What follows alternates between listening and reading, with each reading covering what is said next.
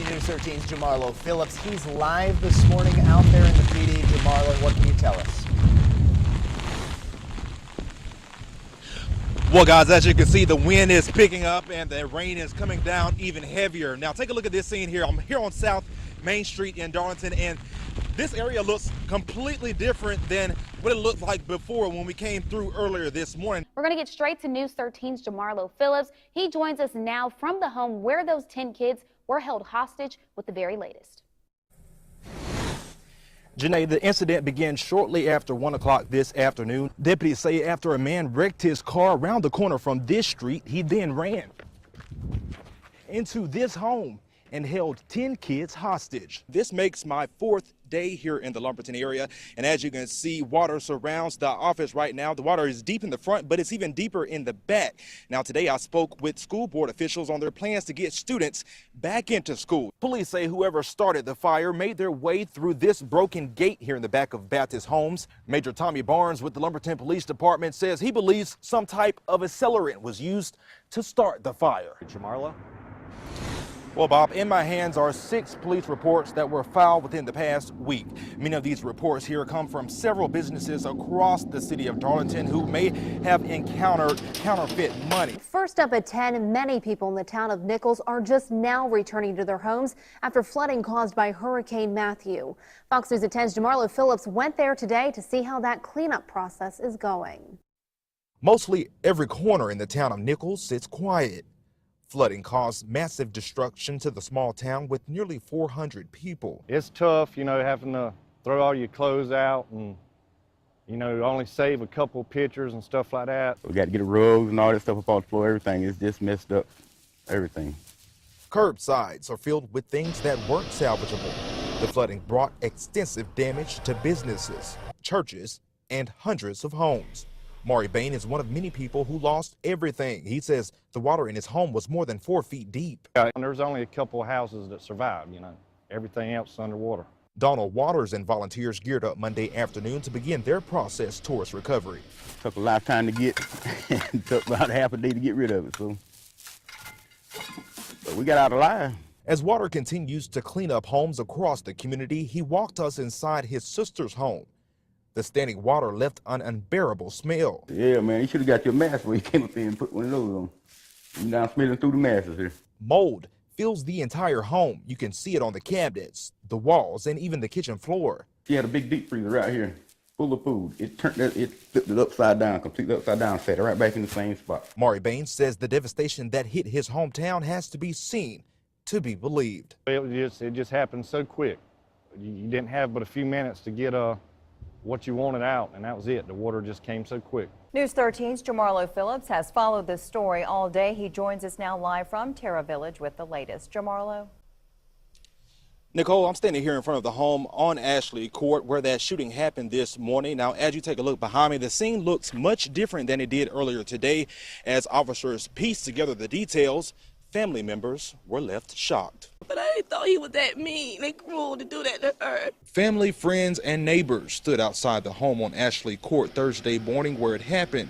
And they're expecting him. She always wanted a baby. This is her first baby. Heartbroken, frustrated, and furious. She had a miscarriage. She been in an accident. She almost lost her life then. Then why you gotta take her from us? Injustice don't prosper. And whatever, this is a tragedy. As devastated family and friends are, they're hoping justice will do its part. We really don't have certainty of the facts. Before we put anything out, we want to make absolutely sure that it's true. You can come into an incident with some basic assumptions. Many times those are correct. Sometimes they prove not to be.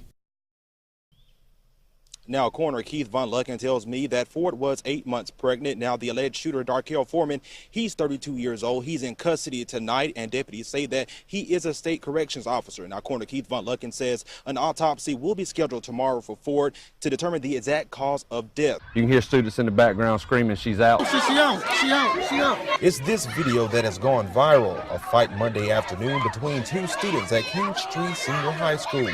And it's not the brawl between the 2 students that's getting the most attention, but a school official's reaction to break it up. You can see right here 15-year-old female is reaching up, tapping him on the arm to release her, and she goes limp, and he lays her down to the ground. As the students threw punches at each other, Mac Burgess, who is listed on the school's website as the assistant principal, put his arm around one of the girls' neck from behind. The school security guard was in the video also, who ran into the scene and snagged the other girl under her armpits. Officers with the King Street Police Department started the investigation when the girl's mother showed a nearly 30-second clip of the fight a day after it happened. The security guard, he had control of the other suspect's arms, which eliminates the threat at that point. If she's got her arms controlled, she can't swing. That would be the proper way to restrain them. Police say during the video, Assistant Principal Mac Burgess applied tremendous pressure to the student's throat, causing her to pass out, which was enough evidence for investigators and a judge to take action.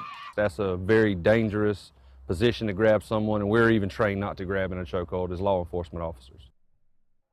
We would then place the slip into the ground, and we would then close it up to get all the trapped air out of and around the plant. Interesting, this soil, if we go an inch below the surface, it's quite moist, and that will be more than enough to support this plant.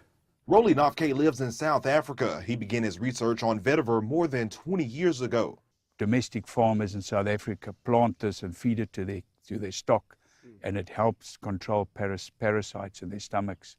So it has a lot of benefit.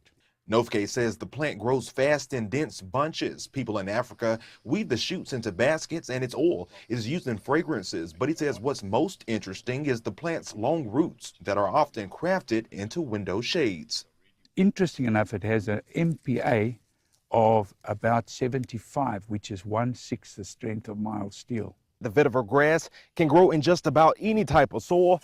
It also can grow up to be 7 feet tall and has the ability to adapt in dry conditions. This grass is probably about 6 to 7 years old, whereas the vetiver in front of me is only just about 1 year old. So we'll be able to compare the two in about another year as far as our overall yield potential on these type of soils that we have in South Carolina. I think we're in good shape if we can get this plant researched thoroughly and get rolling down here to plant a couple acres here and throughout South Carolina. I think we can make some things happen here. A PD woman will hit a major milestone this Wednesday. She's going to turn 110 years old. News 13 Jamarlo Phillips tells us what her key ingredient she has to share for a healthy life is. This is the place that Helen White calls home.